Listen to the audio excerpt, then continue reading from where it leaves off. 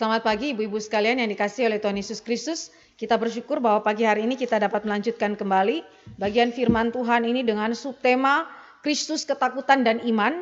Masih di dalam tema besarnya adalah Kristus dan pengembaraan di padang gurun. Sebelumnya mari kita berdoa memohon anugerah Allah di sorga untuk kebenaran firman Tuhan yang akan kita renungkan hari ini. Mari kita berdoa. Bapa di dalam kerajaan sorga, kami memuji kebesaran-Mu ya Tuhan Allah kami, Allah yang telah memberikan kepada kami firman Allah, yang menyatakan kehadiran Tuhan, pimpinan dan pemerintahan Tuhan di dalam kehidupan umat-Mu. Walaupun kadang-kadang di dalam keberdosaan kami sering menolak Tuhan kami sering membangkang kepada Tuhan, tetapi kami bersyukur kepada Allah kami yang hidup, karena Engkau adalah Bapa yang mengasihi kami. Dengan tuntunan firman-Mu, Engkau merangkul kami kembali, Engkau membawa kami ke dalam pimpinan Tuhan, kembali ke dalam hadirat Tuhan di dalam kekudusan. Dan kami berdoa kepada Bapa di sorga di dalam perenungan firman pada hari ini, biarlah setiap kami orang-orang yang telah ditebus oleh Yesus Kristus belajar bagaimana kehidupan kami yang bercermin kepada Israel, supaya hidup kami boleh menjadi hidup yang beriman kepada Allah, hidup yang mempercayakan seluruh keberadaan kami hanya di dalam tangan dan pimpinan Allah semata. Terima kasih Bapa di sorga, kami serahkan waktu ke depan di dalam pimpinan dan penyertaan Tuhan semata. Dalam nama Yesus Kristus Tuhan kami berdoa. Amin. Ibu-ibu yang dikasihi oleh Tuhan Yesus Kristus, kita membaca Bilangan pasal 13 sampai dengan Bilangan yang ke-14. Ini adalah perikop yang sangat-sangat panjang, tetapi kita tidak membacakan seluruh ayatnya. Saya hanya mau mengingatkan bahwa di dalam kitab Bilangan ada dua perikop yang sangat panjang yang mengisahkan tentang kisah pemberontakan Israel dan bagaimana Allah itu hadir kemudian menyelesaikan seluruh pemberontakan itu, dan peran Musa sebagai perantara di sana untuk kemudian meredakan amarah Tuhan kepada Israel. Dan kita tahu bahwa di dalam kitab Keluaran ternyata juga ada dua pasal yang menceritakan tentang pemberontakan Israel yang begitu panjang, yaitu di dalam Keluaran pasal yang ke-32 sampai dengan 34. Di sana ada kisah mengenai Israel yang mendirikan atau membangun Allah lain, berhala yang lain, anak lembu emas. Dan bagaimana Tuhan hadir memurkai mereka, dan melalui perantaran Musa juga Allah reda amarahnya atas Israel. Nah, hari ini kita akan melihat perikop ini di dalam Bilangan 13 sampai 14 dengan subtema Kristus, ketakutan dan iman. Saya bacakan beberapa ayat firman Tuhan di dalam teks ini. Tuhan berfirman kepada Musa, suruhlah beberapa orang mengintai tanah Kanaan yang akan kuberikan kepada orang Israel. Dari setiap suku nenek moyang mereka haruslah kau suruh seorang, semuanya pemimpin-pemimpin di antara mereka. Lalu Musa menyuruh mereka dari padang gurun Paran, sesuai dengan titah Tuhan. Semua orang itu adalah kepala-kepala di antara orang Israel.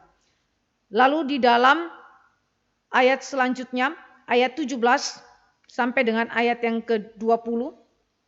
Maka Musa menyuruh mereka untuk mengintai tanah Kanaan, katanya kepada mereka, pergilah dari sini ke tanah Negeb dan naiklah ke pegunungan, dan amat-amatilah bagaimana keadaan negeri itu, apakah bangsa yang mendiaminya kuat atau lemah, apakah mereka sedikit atau banyak, dan bagaimana negeri yang didiaminya, apakah baik dan buruk, bagaimana kota-kota yang didiaminya, apakah mereka diam di tempat-tempat yang terbuka atau di tempat-tempat yang berkubu. Dan bagaimana tanah itu, apakah gemuk atau kurus, apakah ada di sana pohon-pohonan atau tidak. Tabahkanlah hatimu dan bawalah sedikit dari hasil negeri itu, waktu itu ialah musim hulu hasil anggur. Lalu ayat yang ke-25, sesudah lewat 40 hari, pulanglah mereka dari pengintaian negeri itu dan langsung datang kepada Musa, Harun dan segenap umat Israel di Kades di padang gurun Paran. Mereka membawa pulang kabar kepada keduanya dan kepada segenap umat itu dan memperlihatkan kepada sekaliannya hasil negeri itu. Mereka menceritakan kepadanya, kami sudah masuk ke negeri kemana kau suruh kami, dan memang negeri itu berlimpah-limpah susu dan madunya. Dan inilah hasilnya, hanya bangsa yang diam di negeri itu kuat-kuat dan kota-kotanya berkubu dan sangat besar, juga keturunan Enak telah kami lihat di sana. Orang Amalek diam di tanah Negeb, orang Het, orang Yebus dan orang Amori diam di pegunungan. Orang Kanaan diam sepanjang laut dan sepanjang tepi sungai Yordan. Kemudian Kaleb mencoba menentramkan hati bangsa itu di hadapan Musa, katanya, tidak, kita akan maju dan menduduki negeri itu sebab kita pasti akan mengalahkannya.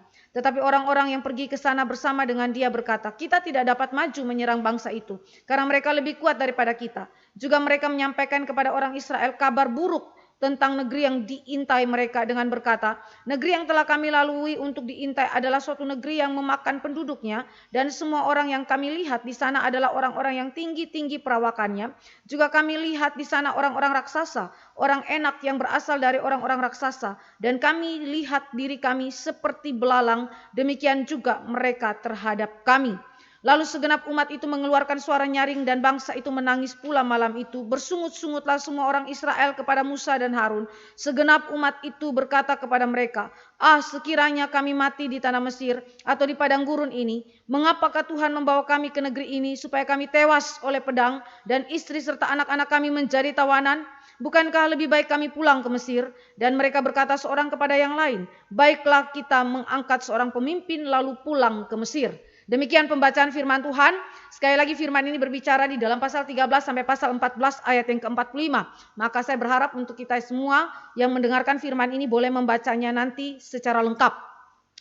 Baik, kita akan merenungkannya di dalam beberapa poin di dalam subtema Kristus, ketakutan dan iman. Saudara yang dikasihi oleh Tuhan Yesus Kristus, poin yang pertama kita akan lihat adalah perjanjian Allah terkait dengan tanah Kanaan. Di dalam pasal 13 ketika Tuhan berfirman kepada Musa sebelum meminta dia untuk menunjuk kepala-kepala yang akan menjadi pengintai nantinya, Allah mengingatkan tentang tanah Kanaan sebagai tanah perjanjian yang Allah janjikan untuk diberikan kepada Abraham dan keturunan Abraham. Mari kita lihat firman Tuhan. Tanah Kanaan yang akan kuberikan kepada Israel. Ini mengingatkan Israel bahwa Kanaan adalah pemberian Tuhan. Kanaan adalah pemberian Tuhan. Itu bukanlah hasil daripada pekerjaan daripada Israel, tetapi itu adalah gift, pemberian daripada Tuhan. Mari kita lihat Allah memberikan janji tanah bukan kepada Adam, bukan kepada Nuh, tetapi kepada Abraham. Mari kita lihat di dalam Kejadian 12 ayat 1 sampai 3. Kejadian 12 ayat 1 sampai ayat yang ketiga. Berfirmanlah Tuhan kepada Abram, pergilah dari negerimu dan dari sanak saudaramu dan dari rumah bapamu ini ke negeri yang akan kutunjukkan kepadamu. Aku akan membuat engkau menjadi bangsa yang besar dan memberkati engkau serta membuat namamu masyhur dan engkau akan menjadi berkat. Aku akan memberkati orang-orang yang memberkati engkau dan mengutuk orang-orang yang mengutuk engkau, dan olehmu semua kaum di muka bumi akan mendapat berkat.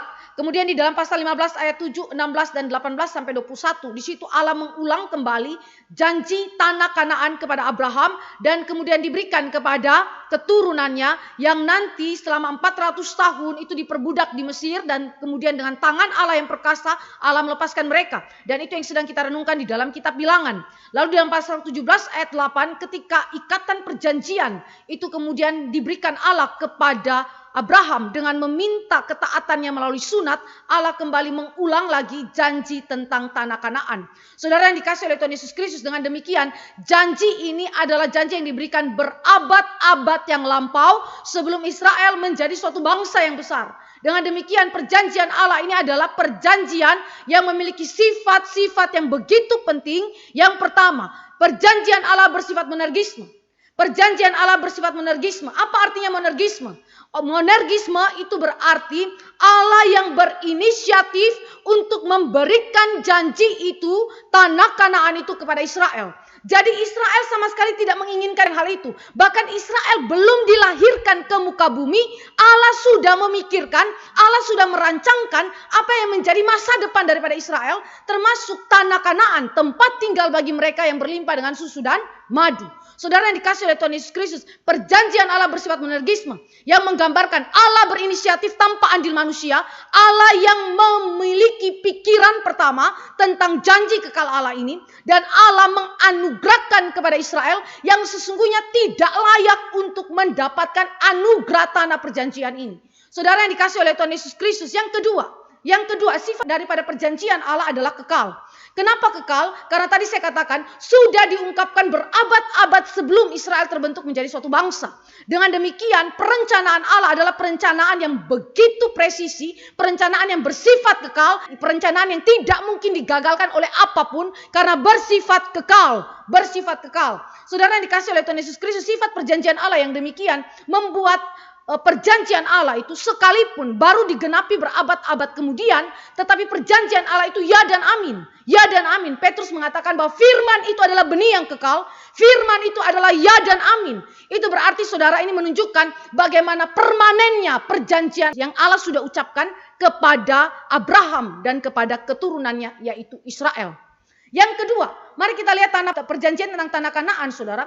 Dasar daripada perjanjian ini dan jaminan daripada penggenapan ini adalah kepada diri Allah sendiri, karakter Allah sendiri, demi Allah yang hidup, demi nama Tuhan itu sendiri. Jadi perjanjian Allah dan jaminan daripada seluruh penggenapan janji itu tidak terletak kepada Israel, tidak terletak kepada ketaatan Israel, kepada segala macam kesalehan-kesalehan atau disiplin-disiplin rohani daripada Israel, tetapi terletak kepada diri Allah dan karakter Allah sendiri. Saudara lihat di dalam ayat yang saya bacakan tadi, di dalam ayat yang pertama. Tuhan berfirman kepada Musa, Tuhan Yahweh. Nama ini 200-an kali diulang-ulang di dalam perjanjian lama. Yahweh, saudara. Untuk menggambarkan bahwa dia adalah pribadi yang mengikat perjanjian. Yang berelasi secara khusus dengan Israel. Beda dengan nama Elohim. Elohim adalah mengacu kepada Allah sang pencipta alam semesta. Tetapi ketika Allah berbicara mengenai nama Yahweh, ini adalah sebuah nama yang bersifat pribadi, menunjuk kepada nama Allah Tritunggal, tetapi juga menunjuk kepada relasi yang eksklusif antara Allah dan Israel. Nama itu Yahweh menunjuk kepada karakter Allah. Ada 4 karakter Allah yang menjadi landasan, dasar utama daripada perjanjian itu dan jaminan daripada penggenapan perjanjian itu. Yang pertama, di dalam nama Yahweh dinyatakan sifat Allah yang self-existence dan infinite. Self-existent, saudara. Self-existent itu berbicara mengenai apa? Mengenai keberadaan Allah yang tidak tercipta. Allah hadir dengan sendirinya, tanpa dicipta, tanpa dibuat, tanpa diadakan oleh apapun. Dia berada dari dirinya sendiri, self-existent. Dan karena dia berada dari dirinya sendiri, maka dia bersifat kekal. Dia ada untuk selama-lamanya. Dahulu, sekarang, dan selama-lamanya. Dia infinite, dia tidak terbatas, dia kekal adanya. Yang kedua, nama Yahweh berbicara mengenai self-sufficient. Karena Allah itu berada dari dirinya sendiri, tidak dicipta, maka dia tidak membutuhkan apapun di luar dirinya untuk mencukupkan dirinya. Dia tidak membutuhkan kemuliaan, dia tidak membutuhkan kasih, dia tidak membutuhkan penghiburan, tidak membutuhkan makanan, minuman, apa saja di luar dirinya. Kenapa? Karena segala sesuatu berasal dari dia. Saudara, ini beda dengan konsep Timur dekat kuno yang memiliki Allah yang dikasih makan sama manusia. Allah yang harus dijagai sama manusia. Allah yang harus disembah. Allah yang harus dipuji. Allah yang harus dimuliakan. Kalau tidak disembah, tidak dipuji, tidak dimuliakan, maka Allah itu kurang kemuliaannya. Saudara yang dikasih oleh Tuhan Yesus Kristus, Allah kita tidak demikian. Allah kita mulia pada dirinya sendiri. Allah kita memiliki kasih di dalam dirinya. Allah kita adalah adil. Allah kita adalah maha kudus. Semua ada pada dirinya. Cukup pada dirinya. Sehingga dia tidak butuh ciptaan untuk mencukupkan atau mengisi kekurangan. Saudara yang dikasih oleh Tuhan Yesus Kristus, saudara, ini membuat Israel seharusnya mengerti mengapakah perjanjian Allah itu bersifat kekal dan perjanjian Allah itu pasti tergenapi karena dia adalah pribadi yang mengadakan segala sesuatu. Mengadakan segala sesuatu. Dia sumber segala sesuatu. Ketiga, nama Yahweh berbicara mengenai self-determining. Saudara, ini berbicara mengenai kedaulatan Allah, kontrol Allah atas segala sesuatu. Tidak ada satu apapun di muka bumi ini yang terjadi di luar daripada kendali dia. Termasuk kejatuhan iblis, termasuk kejatuhan daripada para malaikat yang ada di sorga sana, dan juga kejatuhan manusia beserta seluruh bentuk perkembangan dosa yang mungkin terjadi, semua under kontrol Tuhan. Semua ada di bawah kontrol Tuhan. Jadi saudara jangan pikir kalau saudara punya anak itu bandelnya luar biasa. Saudara bahkan punya diri sendiri dosanya luar biasa. Ini berarti berada di luar kontrol Tuhan. Seolah-olah Allah tidak dapat menguasai saudara. Tidak, saudara. Semuanya itu ada di bawah kontrol Tuhan. Itu terjadi karena Allah menetapkan demikian. Saudara yang dikasih oleh Tuhan Yesus Kristus, self-determining. Membuat saudara dan saya mengerti bagaimana kekuasaan Allah dan pemerintahan Allah atas Israel. Ketika Israel jatuh dalam dosa, semua ada dalam kendali Allah. Semua ada dalam kontrol Tuhan Allah. Dan bagaimana Allah membereskannya di dalam kehidupan daripada Israel. Keempat, self-sustaining. Allah itu yang mempertahankan segala sesuatu. Allah itu yang menopang segala sesuatu. Di dalam Alkitab berkata bahwa tidak ada sesuatu yang dapat tetap eksis, tetap berada di luar daripada penopangan tangan Tuhan. Saudara yang dikasih oleh Tuhan Yesus Kristus, saudara bisa bayangkan Yahweh dengan 4 karakteristik ini ada di tengah-tengah Israel. Dan teofani itu terlihat oleh mata Israel, tetapi Israel berani menentang dia. Saudara yang dikasih oleh Tuhan Yesus Kristus, Allah menjadi dasar dan jaminan bagi penggenapan perjanjian kekal Allah. Saudara yang dikasih oleh Tuhan Yesus Kristus, saya ulangi kalimat saya yang beberapa kali saya ungkapkan. Allah adalah inisiator perjanjian, Allah adalah eksekutor daripada perjanjian, dan Allah adalah aplikator daripada perjanjian. Jadi tidak ada andil manusia di dalam semuanya itu. Manusia hanyalah alat-alat di tangan Tuhan. Manusia adalah ciptaan Allah. Tetapi Allah adalah inisiator, eksekutor, dan aplikator daripada seluruh perjanjiannya. Karena itu ini menjadi jaminan utama bagi semua umat Allah, baik Israel, baik gereja perjanjian baru, dan seluruh umat Allah sepanjang zaman, untuk percaya, untuk meyakini bahwa apa yang Allah janjikan di dalam Alkitab adalah ya dan amin. Dan dia berkuasa untuk menggenapinya.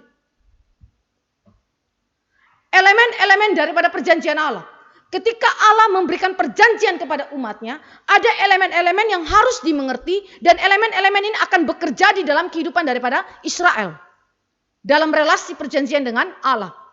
Pertama itu adalah divine grace. Divine grace. Divine grace adalah tindakan Allah yang berinisiasi untuk mengikat perjanjian dengan Israel. Di dalam Ulangan 10 ayat 15 berbicara mengenai hal ini.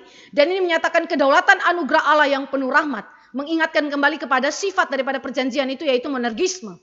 Ini adalah tindakan kasih Allah. Tindakan anugerah Allah. Jadi perjanjian Allah selalu berkaitan dengan apa? Berkaitan dengan kasih dia. Berkaitan dengan rahmat dia yang penuh. Begitu limpah kepada Israel. Sekalipun Israel sebenarnya orang yang tidak layak, dia berdosa. Yang kedua, saudara, elemen perjanjian Allah adalah divine displeasure. Ini berbicara mengenai ketidaksukaan Allah. Ya, Allah tidak berkenan kepada umatnya jika mereka berdosa. Ini akan selalu ada di dalam relasi perjanjian antara Israel dan Allah. Dosa Israel, umat perjanjiannya tidak taat kepada perjanjian Allah, itu akan selalu mendatangkan penghakiman Allah dan penghukuman Allah. Dan ekspresi ketidaksenangan Allah itu adalah terlihat di dalam dua hal ini, penghakiman dan penghukuman Allah. Ini akan selalu kelihatan di dalam kehidupan umat Allah. Ketiga, divine faithfulness. Sekalipun dia adalah pribadi yang tidak suka kepada Israel, dia hakimi dosa Israel dan juga menghukum Israel jika Israel itu berdosa. Tetapi saudara, dia adalah Allah yang setia kepada perjanjiannya. Sehingga kesetiaan Allah kepada perjanjiannya dan Israel umatnya menjadi landasan untuk dia menyatakan kasihnya kepada umatnya. Mengutus para nabinya memberitakan Injil, kabar baik yang memberikan pengharapan dan keselamatan bagi mereka yang bertobat.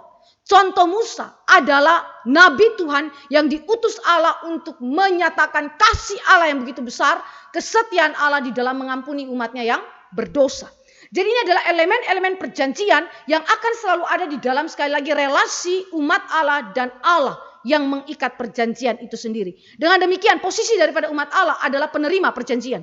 Penerima perjanjian. Mereka tidak memiliki andil di dalamnya. Sekalipun demikian, Allah melibatkan mereka untuk bertanggung jawab kepada setiap apa yang telah diikatkan di dalam perjanjian, yaitu percaya dan taat kepada firman-Nya. Percaya dan taat kepada firman-Nya. Saudara yang dikasih oleh Tuhan Yesus Kristus, di dalam hal inilah saudara dan saya mengerti betapa penting perjanjian Allah. Dan kenapa Allah mengingatkan perjanjian itu sebelum Allah minta Musa siapkan para pengintai. Supaya umat Allah mengingat bahwa Allahnya adalah Allah yang setia. Walaupun dia sudah janji sekian abad yang lampau, Allah itu Allah yang setia. Dia tidak akan lupakan janjinya. Dia pasti menggenapinya pada waktunya. Pada waktunya. Hal yang kedua yang kita akan lihat terkait dengan subtema ini. Kristus, ketakutan, dan iman. Yaitu ketakutan Israel. Poin yang kedua, kalau tadi kita melihat bagaimana perjanjian Allah dengan begitu luar biasa agung diberikan kepada Israel.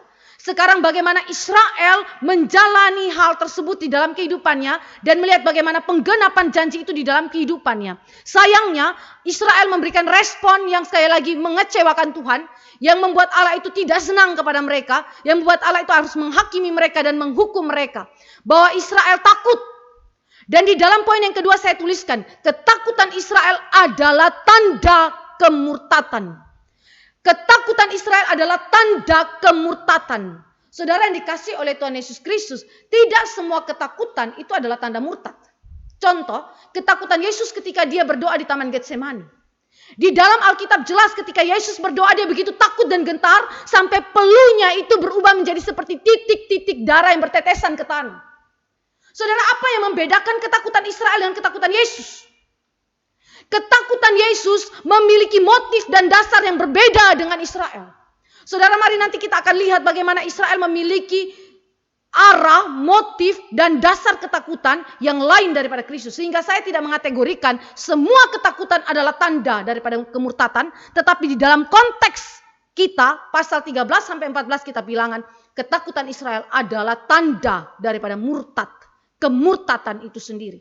Mari kita lihat lokasi daripada pengintaian yang diberikan Allah sebagai wujud nyata janji Allah yang telah digenapi.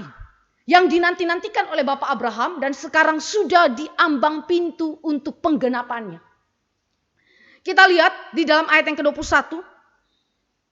Mereka pergi ke sana lalu mengintai negeri itu mulai dari padang gurun Zin sampai ke Rehob, ke jalan yang menuju ke Hamat, ya, yakni dari tanah Negeb, ya, sampai di wilayah utara Damaskus. Selatan Kanaan, selatan Barsheba itu ada tanah Negeb. Negeb itu berarti tanah tandus, ya. Dari situ sampai ke mana? Ke Rehob. Rehob itu ada di mana, Saudara? Lihat di dalam peta yang saya tampilkan. Semoga itu tidak terlalu kecil untuk Saudara bisa lihat, ya. Di dalam peta itu terlihat sekali di mana tanah Negeb sampai ke wilayah utara Damaskus, Rehob. Rehob itu terletak 76 km di utara Damaskus. Saudara bayangkan sepanjang perjalanan itu kira-kira pergi pulangnya mereka tempuh 500 mil atau 805 km selama 40 hari. Jadi 40 hari itu hitungan PP, pergi pulang Saudara, bukan satu kali jalan. Ya. Mereka mengitari itu dengan jumlah pengintai 12, mereka tidak jalan sama-sama ya Saudara, tetapi mereka membagi-bagi diri mereka supaya mereka dapat melihat segala lokasi yang ada. Saudara yang dikasih oleh Tuhan Yesus Kristus, lihat Allah memberikan kepada mereka tanah yang luar biasa. Yang diimpi-impikan, yang dilihat dari jauh oleh Bapak Abraham, Ishak dan Yakub, sekarang sudah di depan mata mereka. Bahkan mereka sempat mengecapnya. 40 hari mereka pergi pulang melewati tanah tersebut. Tanah yang cukup besar bagi Israel, 805 km kira-kira ya, pergi pulang mereka tempuh wilayah tersebut.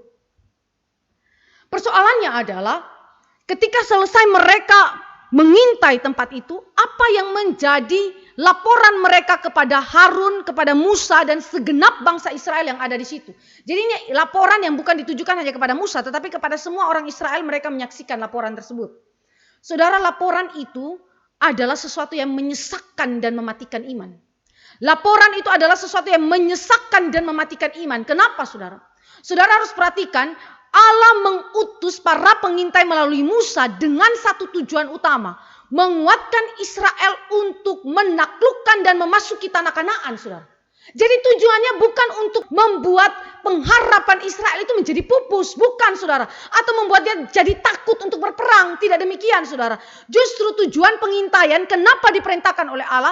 Karena Allah memang ingin kuatkan iman Israel untuk maju berperang, menaklukkan Kanaan dan jadikan Kanaan sebagai milik kepunyaannya. Saudara yang dikasih oleh Tuhan Yesus Kristus, dengan demikian perintah Allah ini mengimplikasikan satu prinsip di dalam Alkitab yang kita simpulkan dalam bahasa Latin ora et labora. Ora et labora, berdoa dan bekerja.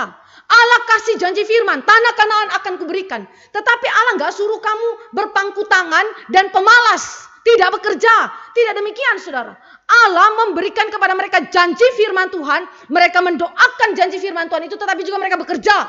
Untuk apa? Mencapai dan menggenapkan apa yang menjadi perjanjian Allah di dalam kehidupan mereka. Melalui apa? Pengintaian. Jadi pengintaian adalah upaya pekerjaan yang dilakukan oleh Israel untuk apa? Mencapai janji Allah yang diberikan kepada mereka. Saudara yang dikasihi oleh Tuhan Yesus Kristus, Ora et labora berbicara bahwa perjanjian Allah menjamin kepastian kepemilikan Israel atas tanah Kanaan. Tetapi ora et labora menunjukkan bahwa perjanjian Allah itu tidak meniadakan usaha atau tanggung jawab manusia dalam penggenapannya. Saudara yang dikasihi oleh Tuhan Yesus Kristus, dengan demikian segala klaim kepada janji firman Tuhan yang saudara doakan, yang saudara gumulkan di dalam kehidupan saudara tanpa usaha adalah sesuatu yang sia-sia. Karena Alkitab tidak sedang mengkontraskan antara doa, keyakinan kepada janji firman, dan pekerjaan kita. Usaha untuk mencapai janji Allah yang Dia berikan kepada kita. Jadi dua ini tidak boleh dikontraskan, tidak boleh dibenturkan. Tetapi dua ini saling bekerja sama, saling melengkapi satu dengan lainnya, berjalan untuk mencapai kehendak Allah. Saudara yang dikasihi oleh Tuhan Yesus Kristus, tujuan pengintaian adalah untuk menguatkan iman orang percaya. Menguatkan Israel untuk menaklukkan Kanaan. Fakta yang terjadi di dalam seluruh laporan itu apa, saudara? Fakta itu diungkapkan secara jujur. Kita baca dalam ayat 27-29. Tentang 3 hal. Yaitu keadaan negeri Kanaan sesuai dengan yang diminta oleh Musa. Penduduk kota-kota yang ada di Kanaan. Jumlah mereka itu banyak. Kekuatan mereka itu juga kuat-kuat. Ini berbicara mengenai indikasi kemampuan perang. Saudara, 2 kali sensus dilakukan di dalam bilangan dan semuanya dilakukan kepada semua orang dewasa yang berumur 20 tahun ke atas yang memiliki kemampuan berperang.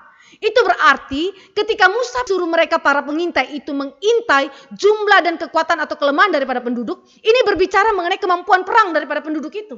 Mereka kuat tidak? Bagaimana dibandingkan dengan kita punya kekuatan militer yang kita punya saat ini? Apakah mungkin melihat kemungkinan possibility untuk melawan dan menaklukkan mereka? Saudara yang dikasihi oleh Tuhan Yesus Kristus, sekali lagi kemungkinan possibility ini tujuannya adalah untuk menguatkan Israel, bukan melemahkan iman Israel. Dan benteng kota-kota yang ada di Kanaan dikatakan bahwa berkubu, bukan terbuka tapi berkubu. Lalu tanah dan hasilnya dikatakan gemuk. Tanah itu adalah seperti memang berlimpah-limpah susu dan madu. Memang dia berlimpah-limpah susu dan madu. Saudara, saya mau ajak kita lihat sedikit bagaimana hasil arkeologi. Arkeologi mengkonfirmasikan laporan daripada 12 pengintai ini. Bahwa apa yang mereka katakan itu benar. Ya, contoh di dalam beberapa arkeologi yang saya catat di sini, dikatakan bahwa kota-kota Kanaan pada zaman itu ketika Musa ada, kota-kota itu adalah kota-kota yang besar dan kota-kota itu berkubu ya. Kota-kota itu temboknya dibangun dengan batu yang besar-besar dan kemudian melekatkannya itu pakai lumpur tanah liat. Ya, jadi pada zaman itu mereka mengenal sistem pembangunan yang demikian ya. Dan batu yang mereka buat juga dari tanah liat ya saudara. Jadi itu mereka bangun dan saudara tahu ketika mereka buat tembok kota itu lebar tembok saudara. Lebar tembok itu 7,3 meter. Itu belum tinggi tembok, itu baru lebar saudara. Saudara bisa bayangkan waktu Israel pergi dan menghancurkan kota Yeriko. Itu tembok keliling saudara, lapis 2. Lapis 2 sudah begitu lebarnya itu adalah 7,3 meter. Siapa punya tenaga pukul itu tembok saudara? Itu begitu kuat saudara. Begitu kuat dan kokoh. Ini adalah hasil daripada arkeologi. Jumlah penduduk mereka. Misalnya salah satu kota Hasor yang ada di wilayah Kanaan. Itu penduduknya 40.000 jiwa. 40.000 jiwa saudara. Saudara kali sudah ada berapa kota yang ada di dalam wilayah Kanaan.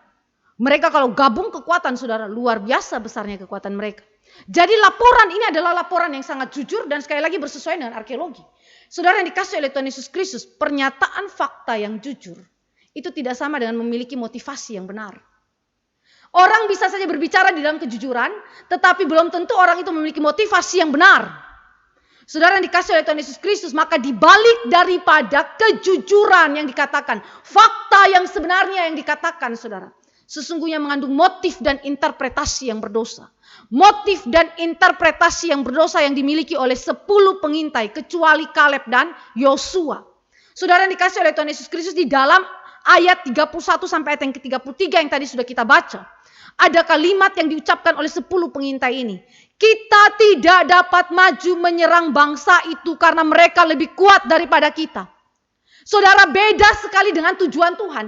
Tuhan bilang pergi intai supaya pulang, kasih laporan, kuatkan iman orang percaya. Tetapi yang terjadi adalah mereka pergi intai, kasih tahu fakta yang jujur seperti apa, dan melemahkan iman daripada orang-orang percaya. Saudara yang dikasih oleh Tuhan Yesus Kristus, mereka katakan kita tidak dapat maju menyerang karena bangsa itu lebih kuat dari kita. Dalam hal apakah bangsa itu lebih kuat daripada kita? Saudara, mari kita mulai melihat ada 3 hal yang diungkapkan oleh 10 pengintai ini yang menyesakkan dan mematikan iman daripada orang Israel. Pertama, mereka mengatakan kabar busuk tentang kanibalisme yang terjadi di antara orang-orang yang ada di tanah Kanaan. Saudara, ini membantah apa yang baru saja mereka laporkan di dalam ayat yang ke-23 dan ayat yang ke-27. Apa itu saudara? Ketika mereka sampai ke lembah Eskol, dipotong mereka lah di sana suatu cabang dengan setandan buah anggur. Lalu berdual-dualah mereka menggandarnya. Juga mereka membawa beberapa buah delima dan buah arah. Ayat yang ke-27 bagian akhir. Dan memang negeri itu berlimpah-limpah susu dan madunya, dan inilah hasilnya. Saudara, laporan itu adalah laporan yang membantah fakta dan bukti kelimpahan tanah Kanaan. Saudara. Dengan kata lain, negeri itu adalah negeri yang tidak menjanjikan sama sekali. Negeri itu adalah negeri yang omong kosong. Allah bilang Allah akan memberikan tanah yang berlimpah susu dan madu. Itu negeri semua tidak benar. Janji itu tidak benar. Allah omong kosong sama kita. Saudara yang dikasih oleh Tuhan Yesus Kristus membantah fakta dan bukti yang baru saja mereka ucapkan. Dengan kalimat kanibalisme. Saudara yang dikasih oleh Tuhan Yesus Kristus. Saudara, hal-hal demikian saudara bisa saja terjadi di dalam kehidupan engkau dan saya ketika engkau dan saya mulai merasa takut. Mulai merasa takut. Saudara dan saya bisa saja melihat fakta tidak sebagaimana fakta itu adanya. Justru saudara melihat mungkin ada perkara-perkara kecil yang terjadi di dalam fakta itu. Saudara ambil itu, saudara zoom perbesar itu seolah-olah itulah fakta yang sebenarnya.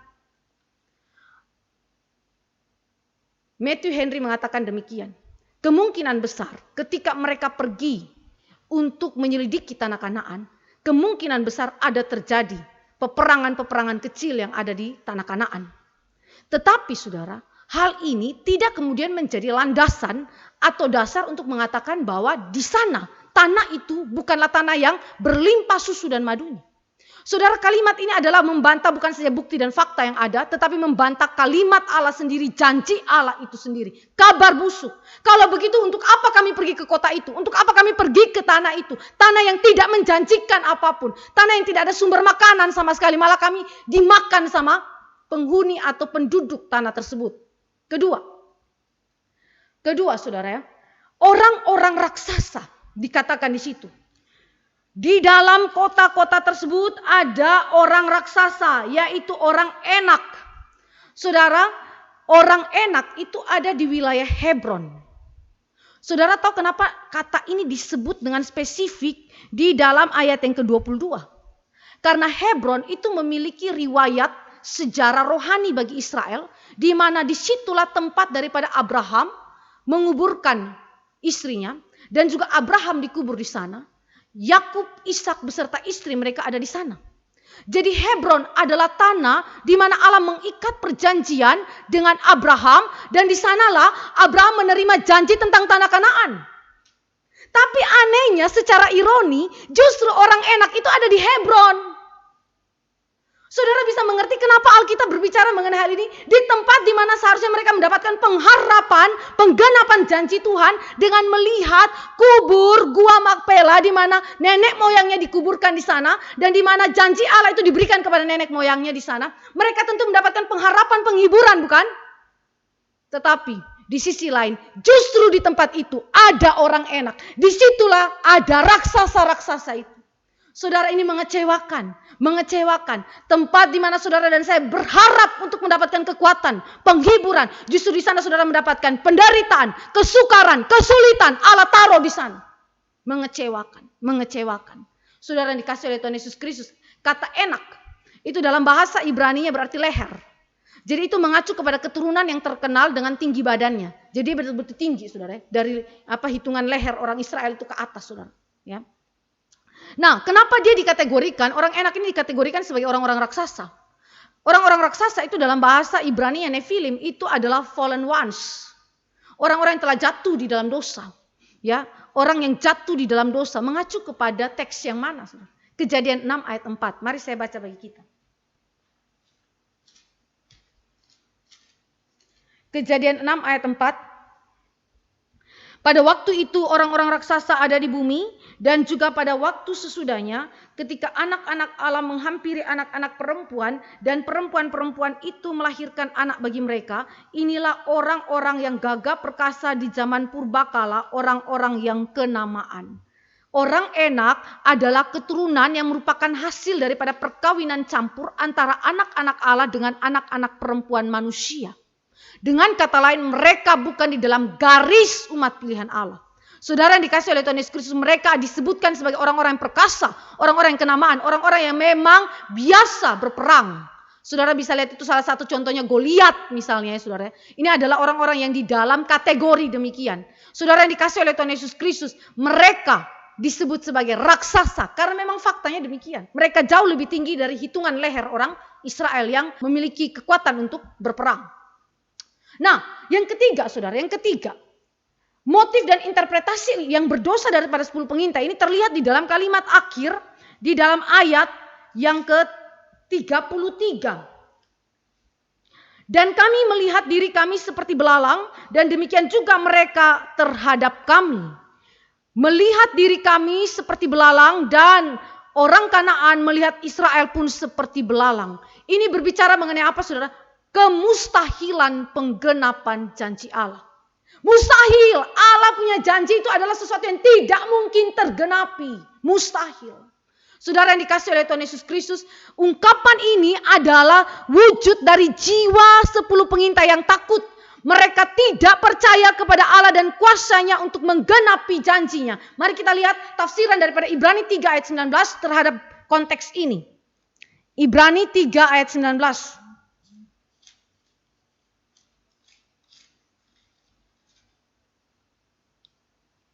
Demikianlah kita lihat bahwa mereka tidak dapat masuk oleh karena ketidakpercayaan mereka. Saudara, karena apa? Ketidakpercayaan mereka. Jadi kalimat itu di belakangnya mengandung jiwa yang takut yang menunjukkan mereka tidak percaya kepada Allah dan kuasanya. Ibrani menjadi interpretasi yang sangat tepat terhadap kondisi di dalam bilangan 13 sampai 14 daripada 10 pengintai. Yang kedua, dari jiwa yang takut yang berakar kepada ketidakpercayaan kepada Allah dan kuasanya yang mampu menggenapi, masuk ke dalam tahapan yang lebih lanjut, yaitu apa? Melegitimasi ketidaktaatan mereka terhadap perintah Allah. Kami tidak bisa berperang untuk menaklukkan Kanaan. Kanaan gak bisa dikalahkan. Saudara yang dikasih oleh Tuhan Yesus Kristus, perhatikan. Semua orang yang tidak percaya akan selalu mengeluarkan alasan, argumentasi apa saja untuk kemudian membenarkan ketidaktaatan dia kepada Allah. Sudah jelas Allah perintahkan Israel taklukkan tanah Kanaan. Intai tanah Kanaan supaya persiapkan dirimu taklukkan tanah Kanaan. Mereka bilang tidak bisa, itu terlalu mustahil. Maka kita lebih baik gak taat Tuhan. Tidak pergi dan menaklukkan tanah Kanaan. Saudara yang dikasih oleh Tuhan Yesus Kristus, perhatikan kehidupan Israel itu sama dengan kehidupan kita sebagai orang Kristen saat ini. Kita bukan tidak tahu firman Tuhan. Kita bukan tidak tahu perintah Allah, janji Allah dengan jelas. Kita tahu. Tapi seringkali ketakutan hatimu, ketidakpercayaan hatimu kepada Allah dan penggenapannya, kuasanya yang menggenapinya, membuat kita membenarkan diri kita, mengexcuse diri kita. Emang saya nggak bisa. Janji Tuhan itu nggak bisa digenapi. Saudara dikasih oleh Tuhan Yesus Kristus, ketidaktaatan saudara itu dilegitimasi dengan sesuatu yang sepertinya terlihat logis, rasional, ada fakta, ada bukti yang menunjukkan bahwa memang logis, rasional saya tidak taat sama Tuhan. Saudara yang dikasih oleh Tuhan Yesus Kristus, Israel berdosa kepada Tuhan melalui apa? Motif dan interpretasi yang salah kepada semua fakta yang terjadi. Dan yang terakhir, mereka menyangkali janji Allah tentang apa? Janji Allah. Para penafsir banyak mengatakan bahwa Israel membelakangi janji Tuhan. Membelakangi tanah Kanaan yang sedang di depan mata mereka. Saudara yang dikasih oleh Tuhan Yesus Kristus. Poin saya. Seluruh tindakan ketidakpercayaan di dalam jiwa saudara. dan yang melegitimasi ketidaktaatan saudara secara aktual lahir daripada motif dan interpretasi yang salah terhadap fakta hidup. Motif dan interpretasi yang salah terhadap fakta hidup. Fakta hidup adalah satu hal yang terjadi di depan mata kita atau di dalam seluruh keadaan hidup kita. Tetapi bagaimana cara saudara menafsirkan itu adalah sesuatu yang begitu penting untuk mempengaruhi iman saudara, mempengaruhi jiwa saudara dalam mengambil keputusan dan bertindak taat kepada Allah atau tidak. Segala interpretasi yang tidak mengacu kepada Allah dan kepada firman-Nya pasti akan selalu melahirkan ketidakpercayaan dan ketidaktaatan kepada Allah. Sekarang, apa yang menjadi interpretasi daripada 10 pengintai itu? Ini baru 10. Menjadi menular dengan begitu cepat, mengkamirkan seluruh adonan, kata Alkitab, ragi yang sedikit mengkamirkan seluruh adonan, menulari seluruh orang Israel. Saudara yang dikasih oleh Tuhan Yesus Kristus, ini adalah dosa nasional. Respon Israel adalah takut dan bersungut-sungut. Pasal 14 ayat 1-4. Dosa nasional. Kenapa disebut sebagai dosa nasional? Ada 3 kata yang menunjuk kepada subjek atau pelaku dosa. Yang pertama di dalam ayat 1 sampai ayat yang kedua. Itu adalah segenap umat. The whole congregation. Lalu bangsa itu, the people. The people itu dalam bahasa Ibrani am. Yang mengacu kepada orang-orang yang bukan Israel asli. Yang turut bersama dengan orang Israel keluar dari Mesir. Lalu semua orang Israel, all the children of Israel. Jadi saudara, itu berarti di dalam ayat 1 sampai ayat 2 dalam pasal 14, 3 kata ini menyimpulkan bahwa semua orang Israel tanpa kecuali mereka melakukan dosa ini. Takut dan bersungut-sungut, dosa nasional. Saudara, ini sesuatu yang sangat menyedihkan kan? Tadinya di Tabera mereka melawan Musa dan Tuhan. Lalu mereka lanjut lagi memberontak kepada Allah. Miriam dan Harun juga demikian. Sampai dengan sekarang akhirnya bangsa itu bangkit secara nasional. Melawan Tuhan dan melawan Musa. Saudara yang dikasih oleh Tuhan Yesus Kristus. Bagaimanakah Israel begitu terpengaruh kepada 10 pengintai ini, saudara? Saudara, iman dan interpretasi fakta sekali lagi ini adalah sesuatu yang tidak boleh kita abaikan begitu saja. Iman dan interpretasi fakta adalah 2 hal yang sangat-sangat berkorelasi satu dengan lainnya. Israel menginterpretasikan fakta yang ada berdasarkan 10 pengintai punya interpretasi. Interpretasi yang pesimis terhadap prospek masa depan. Interpretasi yang pesimis terhadap prospek masa depan berdasarkan kekuatan manusia semata. Saudara yang dikasih oleh Tuhan Yesus Kristus, wajar tidak Israel memiliki pikiran demikian? Kalau mereka ada di dalam padang gurun dan mereka melihat suatu kota yang menjadi pengharapan mereka, dan ketika orang pergi mengintai dan melihat fakta yang ada di sana dan pulang memberikan kepada mereka laporan yang begitu buruk tentang kota itu, saudara pikir apakah wajar Israel berpikir demikian? Secara manusia kita akan katakan wajar. Israel pesimis. Tidak ada tanda-tanda yang memberikan kepada mereka di dalam kacamata berpikir mereka, tidak ada tanda-tanda yang memberikan kepada mereka satu landasan untuk memiliki prospek hidup yang baik di masa depan di tanah Kanaan. Walaupun mereka tahu bahwa ada bukti setan dan anggur itu, tetapi bagi mereka itu tidak cukup. Sehingga mereka melihat bahwa masa depan mereka di tanah Kanaan adalah masa depan yang kacau, masa depan yang tidak baik. Allah menyediakan masa depan yang tidak baik.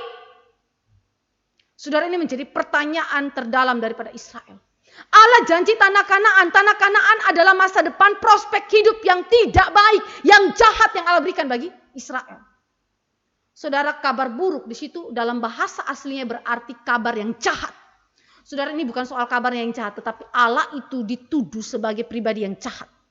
Saudara yang dikasih oleh Tuhan Yesus Kristus, apa dasar ketakutan daripada Israel sampai mereka begitu pesimis melihat masa depan mereka?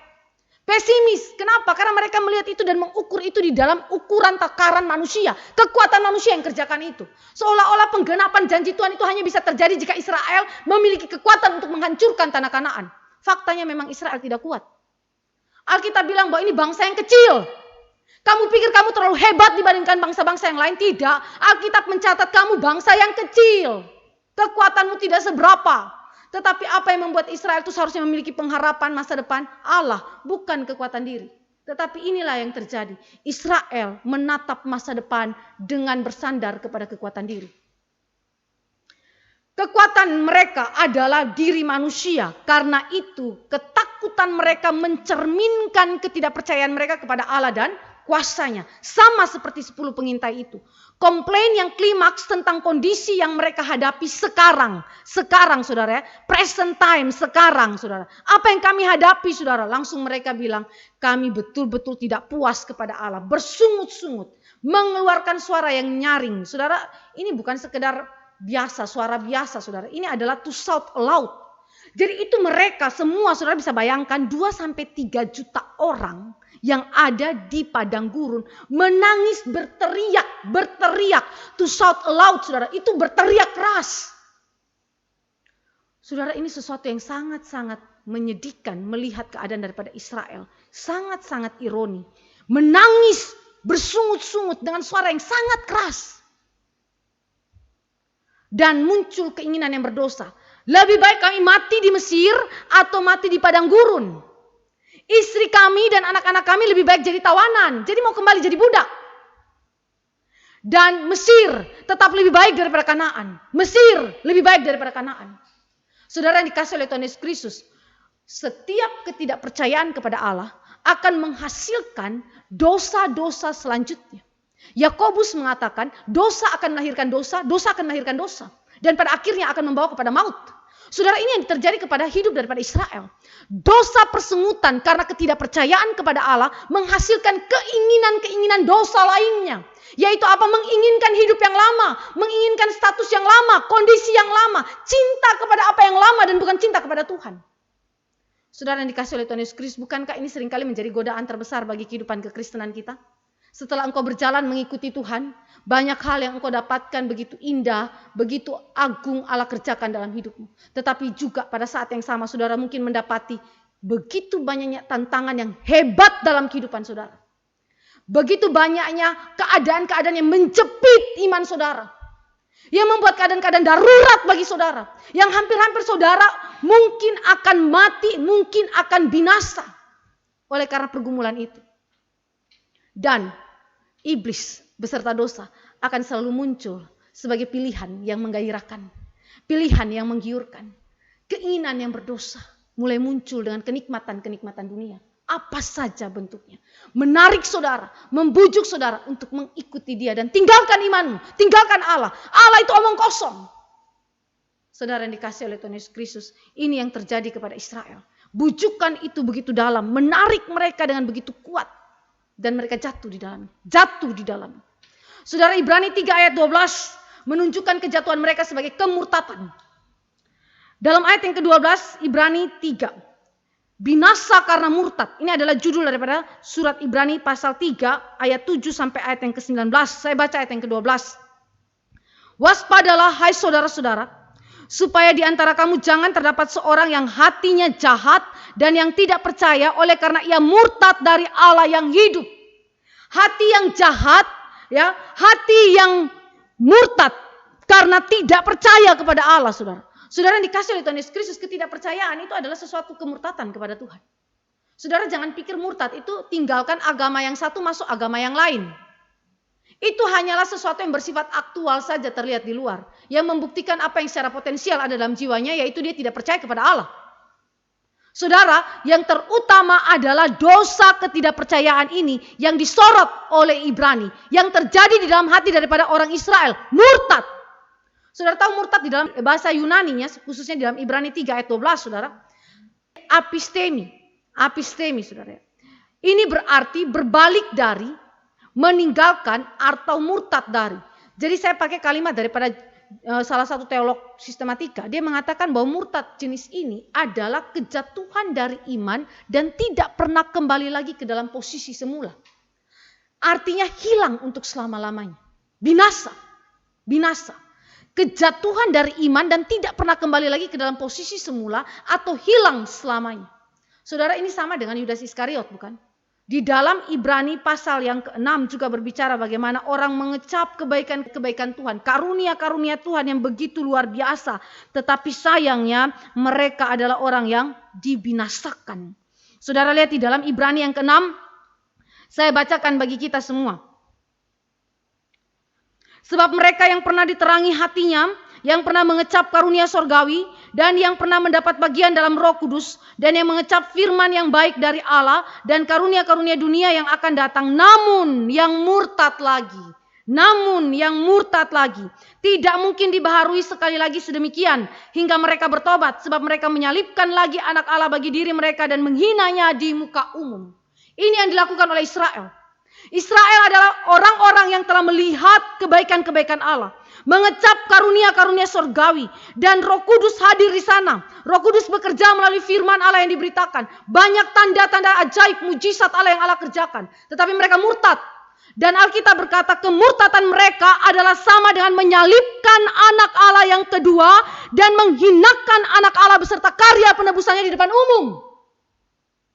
Saudara yang dikasihi oleh Tuhan Yesus Kristus, ini adalah penghinaan yang luar biasa, sehingga bagi mereka tidak ada tempat bagi pembaharuan.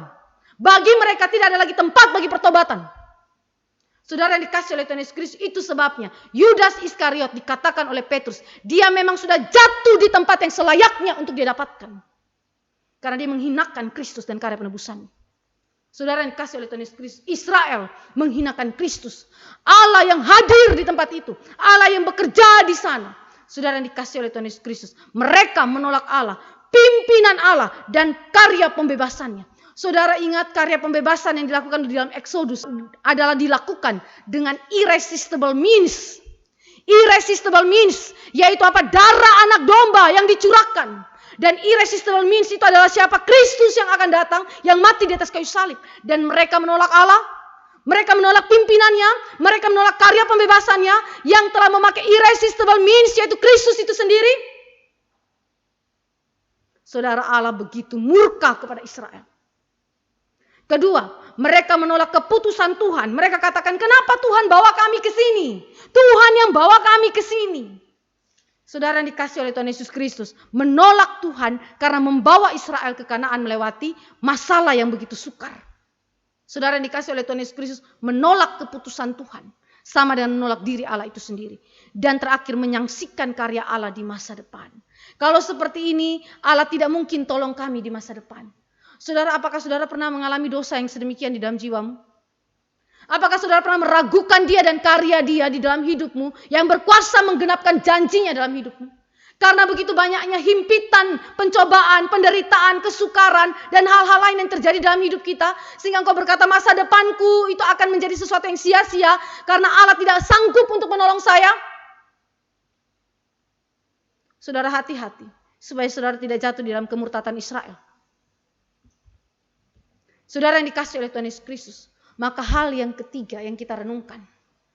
Apakah iman yang sejati itu? Iman yang berani, yang menentang, melawan, mengkonfrontasi iman yang palsu. Yang ada di tengah-tengah jemaat Tuhan. Tadi ketakutan yang menyatakan kemurtatan. Sekarang iman yang menyatakan keberanian yang luar biasa. Saudara yang dikasihi oleh Tuhan Yesus Kristus. Mari saya ajak kita lihat. Di dalam teks ini. Ada dua orang yang Tuhan pakai luar biasa di tengah-tengah pemberontakan Israel. Di tengah-tengah 10 pengintai yang menyatakan kabar busuk itu dan menyangkali akan pekerjaan Allah dan janji Allah bagi Israel. Muncullah Kaleb dan juga Yosua. Dua pengintai yang Tuhan berkati dan yang Tuhan izinkan masuk ke tanah Kanaan. Mereka adalah orang-orang yang menampilkan iman yang berani. Di tengah-tengah mayoritas penolakan kepada Tuhan, ada orang-orang yang bersifat minoritas. Mereka yang minoritas itu muncul di tengah-tengah jemaat Tuhan dan menunjukkan kebenaran Allah dan menyatakan iman yang sejati. Saudara, ini berarti di dalam jemaat tidak selamanya suara mayoritas adalah bersesuaian dengan kehendak Allah. Tidak selamanya suara mayoritas adalah bersesuaian dengan kehendak Allah. Bisa saja suara minoritas, hanya 2-3 orang yang bersuara, tetapi suara itu adalah bersesuaian dengan kehendak Tuhan. Dan itu adalah Kaleb dan Yosua. Mari kita lihat. Iman yang berani. Iman yang berani itu memiliki 3 karakteristik. Yang pertama, iman itu adalah iman yang melihat melampaui kesulitan. Iman yang melampaui kesulitan. Apa yang membuat mata mereka bisa menembus kesulitan itu dan melihat Allah ada di sana. Allah bekerja di sana. Allah tidak meninggalkan mereka dan bahwa janji Allah itu tergenapi. Saudara, apa yang menjadi dasar iman mereka? Apa yang menjadi motif penggerak mereka dan yang memungkinkan mereka untuk memberikan interpretasi yang tepat terhadap fakta yang mereka hadapi? Keyakinan terhadap pribadi Allah dan janjinya. Keyakinan ini dibangun oleh pengenalan sejati akan firman-Nya, akan pribadi Allah, dan pengalaman berjalan dipimpin oleh Allah secara personal maupun komunal. Saudara, pengenalan kepada Allah adalah pengenalan yang bukan abstrak, ya, bersifat konseptual saja, bersifat teoritis, tidak. Tetapi pengenalan akan Allah bersifat personal. Saya mengenal Allah yang berpribadi, yang berelasi, berpribadi, saudara. Jadi saudara mengenal Allah melalui firman-Nya itu adalah bukan pengenalan yang abstrak, tapi pengenalan yang bersifat personal, pribadi kepada pribadi, dan bersifat eksistensial. Kenapa eksistensial? Karena melibatkan seluruh totalitas kehidupan kita, pikiran, perasaan, perbuatan kita, kehendak kita, perilaku hidup kita, seluruh tubuh dan jiwa kita. Totalitas di sana. Saudara yang dikasih oleh Tuhan Yesus Kristus, pengenalan yang sedemikian, saudara, adalah pengenalan yang dihasilkan oleh pekerjaan Roh Kudus. Dan pengenalan itu didapatkan oleh Yosua dan Kaleb di padang gurun melalui teofani, tiang awan, tiang api, dan firman Allah yang Allah beritakan melalui Musa. Saudara yang dikasih oleh Tuhan Yesus Kristus, pengenalan sejati menjadi landasan kokoh bagi mereka untuk dapat memandang, melihat, melampaui kesulitan. Dan pengalaman, saudara, berjalan dan dipimpin Allah secara personal dan komunal. Berjalan dan dipimpin Allah ini, saudara, bukan semacam sebuah perasaan sentimental. Di waktu dimana saudara sedang kusuk, agak melok-melok sedikit ya, melankolis, terus saudara merasa Allah itu seolah-olah ada. Tidak, saudara. Tidak demikian. Ini bukanlah suatu perasaan sentimental yang ditentukan oleh diri saudara. Tidak. Juga bukan ditentukan oleh moodnya saudara. Bukan. Saudara, ini adalah suatu pengalaman yang melibatkan kesadaran di dalam jiwa orang percaya, kepekaan yang Allah berikan tentang kehadiran Allah yang memimpin, yang membimbing mereka melalui pekerjaan Roh Kudus yang mengiluminasi pikiran mereka, mengiluminasi hati mereka melalui firman Allah. Dan firman itu mempenetrasi, mengubah, menguasai pikiran, perasaan, kehendak, keputusan-keputusan etis mereka. Dan itu mempengaruhi langkah hidup mereka. Saudara, jadi itu adalah sesuatu penalaran logika yang melibatkan firman Allah ada di sana dan Roh Kudus yang bekerja di sana, dan kemudian melibatkan perasaan yang meyakini kebenaran itu, kehendak yang mendorong untuk mengambil keputusan untuk melakukan itu, dan terlihat di dalam kehidupan kita sehari-hari. Cara Allah membimbing bukanlah sesuatu yang abstrak, tetapi sesuatu yang konkret melalui Roh Kudus dan firman-Nya. Saudara yang dikasih oleh Tuhan Yesus Kristus, itu semua dialami oleh Yosua dan juga Kaleb melalui kepemimpinan Musa. Saudara yang dikasih oleh Tuhan Yesus Kristus, dengan demikian pengenalan sejati dan pengalaman sejati akan Allah dan karyanya menjadi suatu dasar yang kokoh untuk memberikan interpretasi, kacamata, penglihatan yang jelas kepada fakta, dan di sana mereka dapat melihat Tuhan dan karyanya yang berkuasa untuk menggenapi janjinya. Kedua, Kaleb dan Yosua ketika berkata demikian ya, kita akan maju dan menduduki negeri itu, sebab kita pasti akan mengalahkannya. Saudara, kata-kata ini, saudara, adalah kata-kata yang dikeluarkan di dalam iman yang melampaui kesulitan, tetapi juga yang berhadapan dengan komplain, kemarahan, pemberontakan daripada Israel yang memerajam mereka dengan batu. Saudara lihat di dalam ayat yang ke-10, lalu segenap umat itu mengancam hendak melontari kedua orang itu dengan batu. Saudara yang dikasih oleh Tuhan Yesus Kristus, iman sejati adalah iman yang pusatnya itu kepada kasih Allah dan kepada sesama. Kasih kepada Allah dan kasih kepada sesama. Terlihat di dalam bagaimana Kaleb dan juga Yosua meresponi pemberontakan Israel dengan sebuah tangisan. Mereka katakan di dalam ayat yang ke-6, bertobatlah, jangan kamu memberontak kepada Allah. Mereka mengoyakkan pakaian, ayat yang ke-6 ya. Kaleb dan Yosua itu mengoyakkan pakaiannya. Saudara, mengoyakkan pakaian ini adalah simbol perkabungan orang yang sudah mati. Mereka berkabung sebagaimana orang itu sudah mati. Artinya menganggap Israel itu mengalami kematian di dalam dosanya. Dan perkabungan ini saudara menggambarkan bahwa Kaleb dan Yosua benar-benar sadar bahwa mereka sedang berbuat dosa. Israel sedang berbuat dosa, pemberontakan yang begitu luar biasa di hadapan Tuhan secara nasional. Dan mereka mengoyakkan baju mereka adalah tanda mereka mengakui dosa di hadapan Allah. Padahal mereka tidak sedang buat dosa. Tetapi mereka seolah-olah menyamakan diri mereka dengan umatnya, mewakili umatnya, dan mengakui dosa itu. Jangan kamu berontak kepada Allah. Dan yang terakhir, saudara dan saya lihat, mereka konfrontasi dosa. Mereka konfrontasi dosa. Mereka sadar Allah adalah Allah yang maha kudus, Allah yang murka dan menghakimi dosa. Dan mereka konfrontasi dosa Israel. Mereka bilang, jangan berontak kepada Tuhan. Dengan kata lain, bertobatlah kamu. Bertobatlah kamu. Jangan kamu berontak kepada Tuhan. Janganlah takut kepada bangsa negeri itu. Percayalah kepada Tuhan. Dengan kata lain, bertobat dari dosamu dan percaya kepada Tuhan. Konfrontasi dosa dan mendesak Israel untuk bertobat, tinggalkan dosa-dosa. Saudara yang dikasih oleh Tuhan Yesus Kristus, iman yang sejati adalah iman yang menangisi dosa-dosa umatnya. Iman yang menunjukkan kasih mereka kepada Allah dan umatnya begitu luar biasa. Sehingga di tengah-tengah keberanian mereka melakukan kehendak Allah, mereka tidak membiarkan sesamanya yang lain tetap jatuh di dalam dosa, tetapi mereka hadir di sana sebagai orang-orang yang menolong, yang berteriak, yang mengingatkan, yang mengajak umatnya yang jatuh dalam dosa itu untuk apa? Kembali kepada Allah, kembali kepada Allah. Saudara, maka iman yang demikian bukan iman yang egois. Iman yang hanya memikirkan yang penting saya selamat, yang penting saya jalan ikut Tuhan. Mereka yang lain tidak ikut Tuhan terserah. Tidak, saudara. Yosua dan Kaleb menjalankan tanggung jawab sosial mereka di dalam iman untuk menggambarkan kasih mereka kepada Allah dan kasih mereka kepada Israel. Mereka tidak ingin Israel binasa.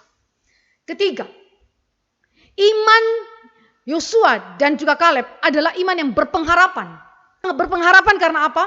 Mereka percaya kepada Allah dan kuasanya untuk menggenapinya. Sehingga mereka katakan bahwa kita akan maju dan kita pasti akan mengalahkannya. Berani, saudara. Berani ambil tindakan. Saudara yang dikasih oleh Tuhan Yesus Kristus, keberanian itu bukan sesuatu yang dimanipulasi. Pelayanan gerejawi, saudara, adalah pelayanan yang dipercayakan oleh Tuhan. Tetapi keberanian untuk mengerjakan pekerjaan Tuhan adalah keberanian yang berasal dari Tuhan. William Carey, saudara, adalah seorang muda yang dipakai Tuhan luar biasa.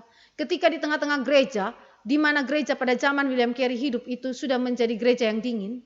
Dogma-dogma Kristen, doktrin-doktrin Kristen itu menjadi dingin. Dan akhirnya tidak pergi untuk memberitakan Injil Kristus kepada mereka yang belum mengenal. Mereka bahkan mengatakan begini, jika Allah itu berdaulat, maka biar saja Allah yang membawa mereka yang belum percaya itu untuk datang di dalam keselamatan. Gereja tidak mau pergi untuk menginjili. Saudara tahu William Carey berkata apa? William Carey berdiri dan dia berkata, saudara tidak saja menerima hal-hal yang besar dari Allah, tetapi dengan berani mengerjakan hal-hal besar bagi Allah. Saya ulangi, William Carey berkata apa? Kita sebagai gereja Tuhan tidak saja menerima hal-hal besar yang Allah kerjakan bagi kita, tetapi kita sebagai gereja Tuhan juga harus berani mengerjakan hal-hal besar bagi Allah. Saudara, keberanian yang demikian adalah keberanian yang dikerjakan oleh Roh Kudus di dalam jiwa daripada setiap umat pilihan Allah. Jonathan Edwards mengatakan demikian. Setiap orang yang percaya kepada Yesus Kristus, afeksi hatinya, emosi hatinya dikuduskan oleh Roh Kudus dan diberikan ide-ide yang imajiner untuk melakukan pekerjaan-pekerjaan Allah yang luar biasa. Bukan sebaliknya. Bukan ide-ide imajiner itu menghasilkan emosi yang kudus. Bukan. Emosi yang kudus yang dihasilkan oleh pekerjaan Roh Kudus menghasilkan ide-ide imajiner untuk melakukan pekerjaan-pekerjaan Allah yang besar bagi kemuliaan nama Tuhan. Dan ini yang dilakukan oleh siapa? Kaleb dan Yosua. Mereka berkata, kita akan maju dan kalahkan itu Kanaan. Kita akan menang, kita akan menang. Saudara, keberanian yang luar biasa. Karena apa? Karena Roh Allah bekerja di dalam dirinya. Dan pengharapan itu bukan ditaruh kepada kekuatan manusia. Pengharapan itu ditaruh kepada apa? Kekuatan Allah, kuasa Allah. Saudara, ini adalah iman yang berani. Iman yang melihat kesulitan di dalam pengharapan kepada Allah. Kedua, bagaimana dengan iman yang palsu? Iman yang palsu, saudara, itu terlihat di dalam pasal 14 ayat 39 sampai 45. Terlihat berani, tapi omong kosong keberanian itu. Keberanian itu adalah keberanian yang palsu. Yang berbeda dengan keberanian Yosua dan Kaleb. Mari kita lihat di dalam pasal 14 ayat 39 sampai dengan 45. Iman yang palsu juga memiliki dasarnya. Saudara, jangan pikir iman yang sejati saja yang punya dasar. Iman yang palsu juga punya dasar. Yaitu keyakinan yang menggebu-gebu terhadap Allah dan janji. Menggebu-gebu. Saudara yang dikasih oleh Tuhan Yesus Kristus itu sama mirip dengan yang Yesus kasih perumpamaan. Benih itu jatuh di antara batu-batuan. Ada tanahnya di sana. Tetapi kemudian ketika benih itu bertumbuh terhimpit oleh semak belukar dan akhirnya dia mati. Apa yang dimaksudkan di situ benih itu bertumbuh? Benih itu terlihat menggebu-gebu. Terlihatnya memiliki iman, tetapi sesungguhnya tidak. Hanya sementara, menggebu-gebu, sesuatu yang bersifat sementara. Terhadap Allah dan janjinya. Itu berarti tidak ada pengenalan yang sejati akan Allah di sana. Tidak ada iman yang sejati oleh pekerjaan Roh Kudus. Dan pada saat yang sama mereka mengabaikan pengalaman rohani bersama Tuhan. Mungkin juga mereka memiliki pengetahuan teologi yang begitu dalam. Tetapi mereka mengabaikan pengalaman rohani bersama Tuhan. Pengalaman rohani di dalam aspek apa? Di dalam aspek firman Allah yang bekerja di dalam jiwanya. Dan mengubah kehidupannya di dalam iman dan pertobatan sejati. Itu diabaikan. Saudara bayangkan, kenapa iman ini saya sebutkan sebagai iman yang palsu? Karena imannya adalah iman yang pura-pura. Dia bukan saja menggebu-gebu untuk percaya, ya, tetapi dia juga adalah iman yang pura-pura. Kenapa, saudara? Mari kita lihat di dalam ayat yang ke-39. Setelah Musa menyampaikan perkataan itu kepada semua orang Israel, maka berkabunglah bangsa itu dengan sangat. Berkabunglah bangsa itu dengan sangat. Ini adalah sebuah tindakan yang terlihat mirip seperti yang dilakukan oleh Yosua dan Kaleb. Tetapi Timothy Ashley itu mengatakan demikian. Tindakan berkabung bangsa itu tidak mengacu kepada an inner sadness. Ini bukanlah sebuah penyesalan di dalam jiwa karena dosa oleh pekerjaan Roh Kudus. Tidak, saudara. Tetapi ini adalah an outer action demonstrating it. Jadi ini adalah sesuatu adalah tindakan yang di luar saja, eksternal saja, tipu saja, pura-pura saja menangis. Padahal hatinya tidak menangisi dosa. Saudara yang dikasih oleh Tuhan Yesus Kristus, lihat ayat selanjutnya ayat 41 sampai 43. Musa mengatakan, mengapa kamu hendak melanggar titah Tuhan? Dengan demikian ini adalah sesuatu yang bertolak belakang. Baru saja berkabung dengan sangat, tetapi sekarang justru malah melawan Tuhan. Jadi respon perkabungan ini, saudara, adalah respon karena penderitaan, malapetaka dan hukuman daripada Tuhan. Bukan karena pertobatan sejati. Ini sekali lagi disebut sebagai worldly fear. Takut karena dihukum. Maka cepat-cepat mau bertobat. Padahal pertobatannya adalah sesuatu yang pura-pura. Saudara yang dikasih oleh Tuhan Yesus Kristus mengerikan ya. Pertobatan yang pura-pura kok bisa menghasilkan keberanian ya. Terlihatnya kok gagah perkasa ya. Mau merebut tanah Kanaan. Seolah-olah mau taat janji Tuhan. Mau taat kepada kehendak Tuhan. Iman palsu selalu menghasilkan ketaatan palsu. Dan Allah akan membuktikan itu di dalam perjalanan waktu kehidupan kita. Iman yang berpengharapan palsu. Berpaut pada kekuatan manusia. Mereka maju untuk memerangi tanah Kanaan dengan mengklaim janji Tuhan. Kemenangan atas tanah Kanaan ya. Tetapi anehnya klaim janji Tuhan di saat yang sama menolak firman Tuhan dan Musa sebagai otoritas yang dipilih Tuhan untuk memimpin Israel. Jadi antara teleologis dan deontologis itu nggak nyambung. Teologis adalah tujuan untuk mencapai kehendak Allah supaya tanah Kanaan ditaklukkan. Deontologis adalah cara mencapainya itu tidak sesuai dengan kehendak Tuhan. Bagaimana mungkin teleologis dan juga deontologis bertentangan? Tidak bisa, saudara. Di dalam Alkitab tujuan dan cara itu harus bersesuaian dengan kehendak Allah. Saudara yang dikasih oleh Tuhan Yesus Kristus ini sesuatu yang mengerikan. Sambil klaim janji Tuhan, sambil melawan Tuhan. Iman macam apa seperti ini? Iman yang hanya berpautkan kepada manusia dan bersumber dari dosa semata-mata. Karena itu saudara, kemenangan yang mereka klaim adalah optimisme palsu. Bersandar pada kekuatan manusia seolah-olah masa depan mereka adalah masa depan yang berpengharapan. Yang memiliki prospek yang baik. Padahal omong kosong. Saudara ini saya katakan dengan begitu jelas karena ada gereja-gereja, aliran-aliran yang mencoba untuk memanipulasi firman Allah, mengklaim berkat-berkat Tuhan, tetapi pada saat yang sama melawan Tuhan Allah. Ingat saudara, di dalam teologi kekristenan, deontologis, cara mencapai kehendak Allah, dan teleologis, telos, tujuan untuk mencapai kehendak Allah tidak berseberangan. Dua-duanya harus bersesuaian dengan kehendak Allah.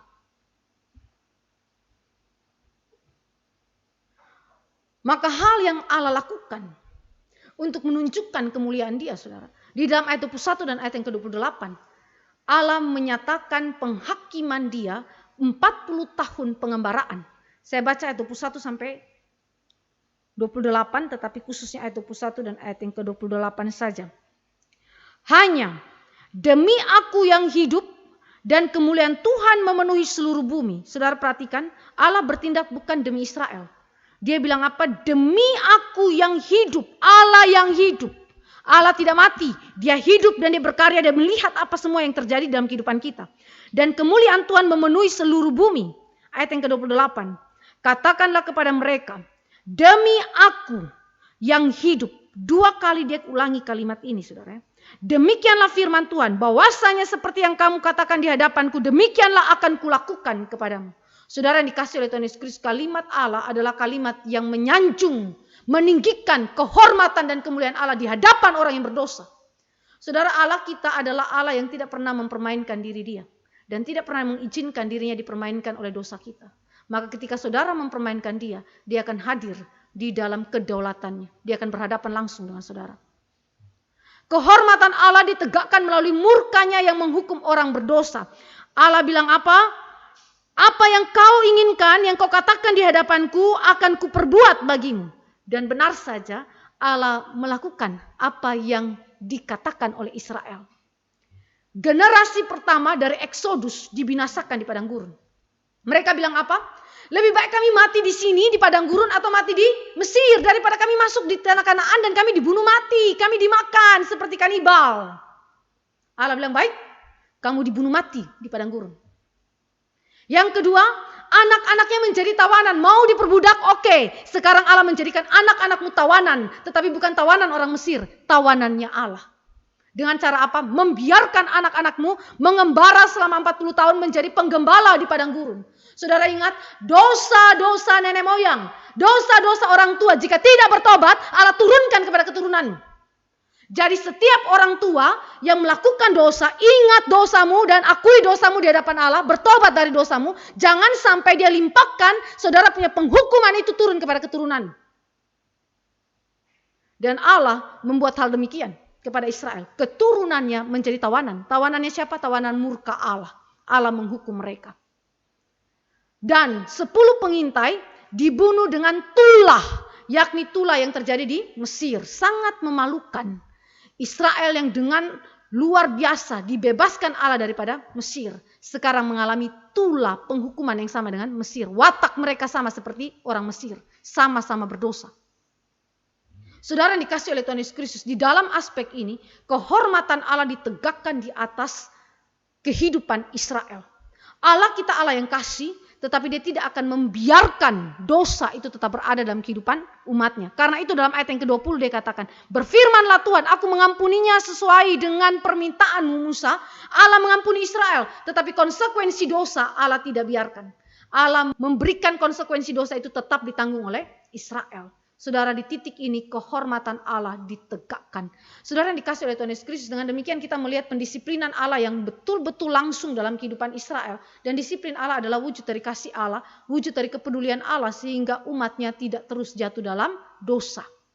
Kedua, kita lihat kehormatan Allah itu bukan saja ditegakkan di dalam murkanya, tetapi juga kehormatan Allah terlihat di dalam kasihnya yang ditinggikan di tengah-tengah pemberontakan Israel. Kita lihat di dalam ayat 18 sampai ayat yang ke-20 ketika Musa berdoa mewakili Israel, memperantarai Israel di hadapan Tuhan.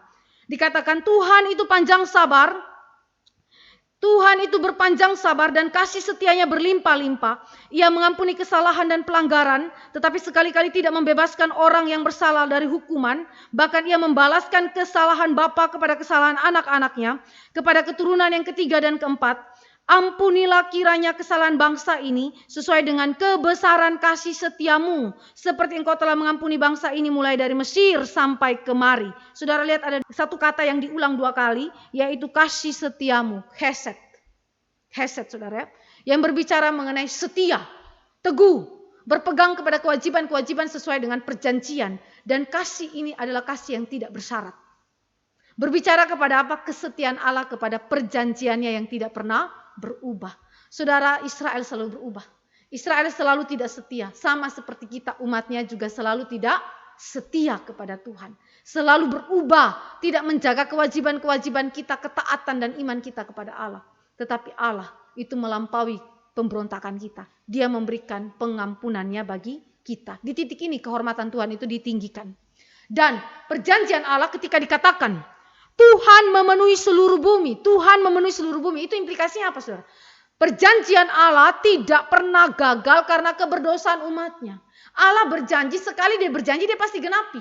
Tetapi saudara, sekalipun dia menggenapi, ada masa di mana dia mengcancel penggenapannya. Dia mengcancel, dia menunda untuk menggenapi janjinya karena keberdosaan kita. Sama seperti di dalam kasus Keluaran, harusnya kemah suci itu didirikan, kehadiran Allah itu hadir di sana secara khusus melalui tiang awan, tiang api, tetapi di-cancel, ditunda karena apa? Dosa Israel yang menentang Tuhan. Saudara yang dikasih oleh Tuhan Yesus Kristus, saudara melihat kasih setia Tuhan, kebaikan Tuhan dalam kehidupan kita, salah satunya juga dengan di-cancelnya atau tertundanya berkat Allah dalam hidup kita. Allah tidak memberikan berkat kepada saudara di waktu saudara berdosa, itu puji Tuhan. Lebih baik dia pukul kita supaya kita bertobat daripada dia kasih berkat kepada kita lalu kemudian dia bunuh mati kita. Sama seperti orang-orang Israel yang sambil makan burung puyuh, dalam kelimpahan berkat Tuhan pukul kasih mati mereka. Saudara yang dikasih oleh Tuhan Yesus Kristus, Allah luar biasa agung. Sebejat-bejatnya Israel, sehancur-hancurnya hidup Israel, janji Allah tetap ya dan amin, kekal adanya, pasti digenapi. Terakhir saudara, kita melihat poin yang terakhir. Kristus dan kegagalan Israel. Saya mengingatkan kepada saudara mengenai pertemuan kita yang pertama kali tentang pengharapan di tengah-tengah ketandusan padang gurun. Poin ini saya sempat sebutkan, tetapi ada beberapa penambahan yang saya tambahkan.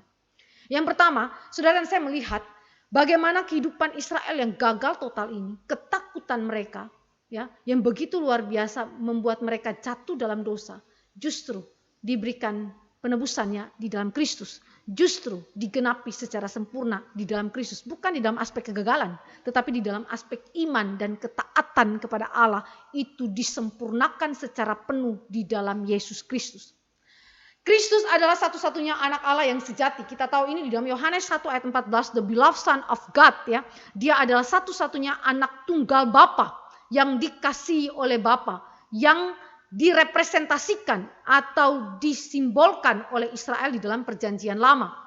Dan kita tahu bahwa puasa Yesus selama 40 hari, kenapa kata 40 hari ini penting? Karena berkaitan erat dengan pengembaraan Israel selama 40 tahun di padang gurun. Nah, ketika Yesus menjalani ini semua, saudara harus ingat bahwa itu terjadi karena kehendak Allah. Jadi pencobaan yang dihadapi oleh Yesus Kristus setelah dia berpuasa 40 hari 40 malam juga adalah kehendak Allah. Sama persis dengan apa yang Allah putuskan atas Israel di dalam Ulangan 8 ayat 2-3 bahwa Israel harus mengembara di padang gurun 40 tahun di mana dia hitung masa pengintaian 40 hari sama dengan 40 tahun. Jadi 1 hari sama dengan 1 tahun. 40 hari sama dengan 40 tahun. Ya. Jadi semuanya itu adalah ketetapan Allah. Terjadi di dalam kehendak kekal Allah. Saudara yang dikasih oleh Tuhan Yesus Kristus, dengan demikian kita melihat betapa Allah itu adalah Allah yang memegang kendali dan kontrol atas kehidupan daripada Israel. Israel memberontak kepada dia. Israel begitu takut, Israel jatuh di dalam ketakutannya, tetapi ada anak Allah, Kristus sang Israel sejati yang datang dan oleh kehendak Allah melewati masa pencobaan itu dan ada di padang gurun selama 40 hari untuk merepresentasikan Israel yang sejati dan menunjukkan bagaimana dia menang dan dia menjadi seorang yang sungguh-sungguh percaya dan taat total kepada Allah di dalam keseluruhan hidupnya. Nah, tujuannya adalah untuk menyatakan dengan jelas apa artinya hidup sebagai anak Allah. Kenapa Yesus harus masuk ke padang gurun 40 hari berpuasa di sana dan dicobai di sana? Kenapa juga Israel itu harus diizinkan Tuhan mengembara di padang gurun di tanah tandus itu selama 40 tahun? Untuk menunjukkan apa artinya hidup sebagai anak-anak Allah. Karena status kita sebagai anak-anak Allah, maka kita diuji. Kita diuji untuk menunjukkan kita percaya taat kepada Allah atau tidak. Israel gagal tetapi Kristus tidak gagal. Kristus percaya dan taat total kepada Allah. Dan kita bersyukur kepada Tuhan karena sekali lagi Kristus Israel yang sejati adalah tipologi daripada Israel yang kemudian menjadi pengharapan daripada kita semua yang memungkinkan kita mengalami pembenaran di hadapan Allah melalui seluruh ketaatan total Kristus. Nah, yang kedua yang kita bisa lihat adalah kemenangan Kristus atas pencobaan. Kita mau lihat secara spesifik di dalam iman daripada Yesus Kristus. Yesus punya iman tidak? Tentu Yesus punya iman. Tetapi iman Yesus itu memiliki perbedaan signifikan dengan imannya kita, manusia yang biasa. Di dalam tulisan daripada Herman Bavinck adalah seorang tokoh reform bidang sistematika. Teologi Herman Bavinck adalah teologi yang the best setelah John Calvin. Dia mengatakan demikian. Iman Yesus Kristus berbeda dengan iman manusia biasa. Kenapa? Karena iman Yesus Kristus itu bukan iman yang didasarkan kepada anugerah belas kasih Allah yang mengampuni dosa, yang membebaskan kita dari dosa. Karena Yesus tidak berdosa. Yesus adalah anak Allah. Dia Allah yang maha kudus. Maka dia tidak butuh anugerah Allah. Dia tidak butuh pengampunan dosa. Dia tidak butuh pembebasan, tidak butuh penebusan. Lalu di titik mana kita katakan bahwa Yesus memiliki iman? Herman Bavinck mengatakan bahwa iman Yesus kepada Allah Bapa adalah tindakan berpegang erat pada firman dan janji-janji Allah. Suatu keberpegangan kepada Dia yang tidak kelihatan. Saya ulangi, Herman Bavinck mengatakan iman Kristus adalah iman yang unik yang berbeda daripada manusia biasa. Kenapa? Karena ini mengacu kepada tindakan berpegang erat pada firman dan janji-janji Allah. Suatu keberpegangan kepada Dia yang tidak kelihatan. Saudara yang dikasih oleh Tuhan Yesus Kristus, dengan demikian saudara dan saya melihat bahwa seluruh hidup Kristus adalah hidup untuk percaya dan taat kepada Allah. Hidup untuk berpegang kepada firman Allah. Hidup untuk membuktikan bahwa dia senantiasa bergantung total kepada Allah. Tidak ada yang lain, hanya itu. Maka sekali lagi kita bersyukur kepada Yesus Kristus karena dia membuktikan bahwa imannya itu adalah iman yang perfect. Iman yang sempurna yang tidak pernah gagal total. Bahkan saudara, Herman Bavinck mengatakan, jangan saudara pikir iman Yesus itu ada keraguan. Yesus tidak memiliki keraguan di dalam iman. Yesus tidak memiliki hal-hal yang fatal ada dalam diri manusia. Yesus memiliki iman yang begitu teguh, begitu kuat, begitu kokoh. Karena itu memungkinkan dia menjadi representasi, ya, menjadi wakil, menjadi perantara bagi engkau dan saya. Saudara yang dikasih oleh Tuhan Yesus Kristus, dengan demikian saudara, ketakutan Yesus di Taman Getsemani membedakan dengan ketakutan Israel. Ketakutan Yesus bukan lahir daripada dosa. Karena dia secara esensi adalah anak Allah yang maha kudus. Dia bergumul, dia takut karena takut adalah sesuatu yang natural, milik daripada natur kemanusiaan. Tetapi natur manusia yang takut itu tidak berarti bahwa itu lahir daripada dosa. Tidak demikian. Maka sekali lagi ketakutan Yesus bukanlah ketakutan yang berasal dari dosa. Yang merupakan pemberontakan kepada Allah sama seperti Israel. Tidak. Ketakutan Yesus adalah menunjukkan dia manusia biasa. Dia bernatur manusia biasa yang memiliki kelemahan-kelemahan manusiawi. Saudara yang dikasih oleh Tuhan Yesus Kristus, tetapi sekalipun demikian, di dalam ketakutan Yesus, di Taman Getsemani, iman Yesus tidak pernah luntur. Iman Yesus tidak pernah gagal. Iman Yesus tidak pernah ragu sedikit pun, sedetik pun kepada Allahnya, kepada Bapaknya. Saudara, itu memungkinkan sekali lagi Kristus menjadi perantara sempurna bagi kita di hadapan Allah. Jadi Kristus di dalam imannya memiliki pengenalan sejati kepada Allah Bapa. Dia sangat kenal Allah Bapa, dia sangat kenal kehendak Bapa. Walaupun di dalam kemanusiaannya ada progresivitas di dalam pengetahuan dia. Pengalaman berjalan dan dipimpin oleh Allah Bapa seumur hidup Kristus adalah sesuatu yang sangat indah. Dan Kristus tidak pernah mengabaikan hal ini. Ini menjadi landasan daripada iman daripada Yesus Kristus. Membuat dia sangat-sangat kokoh di dalam imannya. Dasar iman Kristus adalah firman Allah sebagai kunci kemenangan di atas iblis dan seluruh pencobaan. Firman sebagai pedang yang menghancurkan iblis dan seluruh pencobaan. Dan itu Yesus representasikan, nyatakan itu di dalam seluruh kehidupan dia. Sejak dia di dalam kandungan Maria. Saudara yang dikasih oleh Tuhan Yesus Kristus, sampai dengan dia mati di atas kayu salib. Hal berpegang kepada firman Allah, janji-janji Allah, dan keberpegangan Kristus kepada Allah Bapa yang tak kelihatan, itu sangat-sangat terbukti. Saudara yang dikasih oleh Tuhan Yesus Kristus, dengan demikian kita bersyukur kepada Tuhan. Kristus, ketakutan dan iman adalah hal yang kemudian dapat diselesaikan. Diselesaikan di mana? Di dalam pribadi Kristus, di dalam karya Kristus yang agung itu. Sehingga kita, ketika kita mengalami hal-hal yang demikian seperti Israel, berlarilah kepada Kristus. Datanglah kepada Kristus, menangislah kepada Kristus, dan dia akan memberikan pertolongan dan juga pemulihan dalam hidup kita. Sehingga kita dapat memiliki kekuatan iman yang memandang melewati kesulitan dan memiliki pengharapan masa depan di dalam kuat kuasa Allah semata. Kiranya Tuhan memberkati kita. Mari kita berdoa. Bapa di dalam kerajaan surga, kami datang kepada Tuhan, menaikkan syukur untuk anugerah Allah di surga, untuk firman Allah hari ini. Kami sadar bahwa diri kami seperti Israel, yang mungkin saja jatuh di dalam dosa ketakutan karena ketidakpercayaan kepada Allah kami, dan ketidaktaatan kepada firman.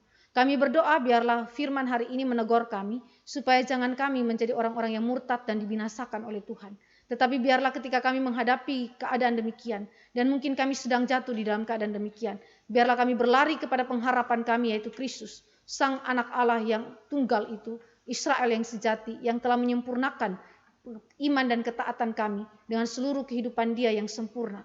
Biarlah kami datang kepadanya dan biarlah kami diperbaharui di dalam Kristus. Terima kasih Bapa di surga, kami sungguh bersyukur kepadamu Tuhan. Di dalam nama Yesus Kristus Tuhan kami berdoa dan menaikkan syukur. Amin.